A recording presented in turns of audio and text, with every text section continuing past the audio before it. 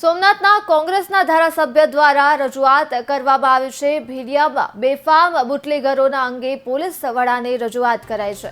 વેરાવળના ભીડિયા વિસ્તારમાં ખુલ્લેઆમ દારૂનું વેચાણ થઈ રહ્યું છે, ત્યારે વિમલ ચુડાસમા દ્વારા ડ્રગ્સ વહેંચતા હોવાના પણ આક્ષેપ કરવામાં આવ્યા છે।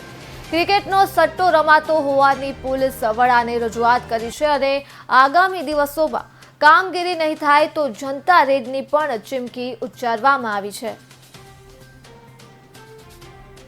કારણ કે મારી પાસે મોટી સંખ્યામાં વેરાવળ શહેરમાં અને સોમનાથ વિધાનસભા આવેલી છે, એમાં વેરાવળ શહેર આવેલું છે, ભીડિયા શહેર આવેલું છે અને પાટણ નગરપાલિકા છે। એમાં વેરાવળથી અને ભીડિયાથી મોટા સંખ્યામાં લોકો મારી પાસે ફરિયાદ કરવા આવેલા કે અહીંયા જાહેરમાં જે વિદેશી દારૂ છે એ જાહેરમાં વેચાય છે। જેમ આપણે સોડા અને લીંબુ શરબત કેમ રોડ ઉપર મળતો હોય એવી રીતે જાહેરમાં વેચાઈ રહ્યું છે।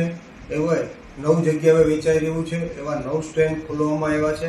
એમાં 6 સ્ટેન્ડ છે એ વેરાવળ શહેરમાં ખોલવામાં આવ્યા છે અને 3 સ્ટેન્ડ છે એ ભીડિયામાં ખોલવામાં આવ્યા છે અને જાહેરમાં વિદેશી દારૂ લીંબુ શરબત મળતો હોય એવી રીતે વેચાઈ રહ્યો છે।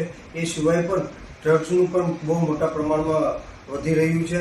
યુવાનો પણ એની રવાડે ચડી રહ્યા છે અને એ સિવાય પણ ક્રિકેટ સટ્ટા હોય, ક્રિકેટ સટ્ટા પણ મોટા પ્રમાણમાં રમી રહ્યા છે અને જાહેરમાં જે યંત્ર નામની જે ગેમ છે એની 5 થી 6 જે જાહેરમાં દુકાનો ખોલી અને યંત્રના ગેમના નામ ઉપરના જાહેરમાં રૂપિયાથી ત્યાં જુગાર રમવામાં આવી રહ્યો છે અને ગેમના નામ ઉપર પણ ત્યાં મોટા પાયે આવી દુકાનો ખોલી અને જુગાર રમવામાં આવી રહ્યું છે। આવું મારું વેરાવળ શહેર અને ભીડિયામાં આવું થઈ રહ્યું છે, ત્યારે મેં પોલીસ તંત્રને આવું ખુલ્લેઆમ થતું હોય તો એક ચોક્કસ રીતે વિચારી શકાય કે આ પોલીસની મીઠી નજર હોય કે આ પોલીસે મંજૂરી આપી હોય।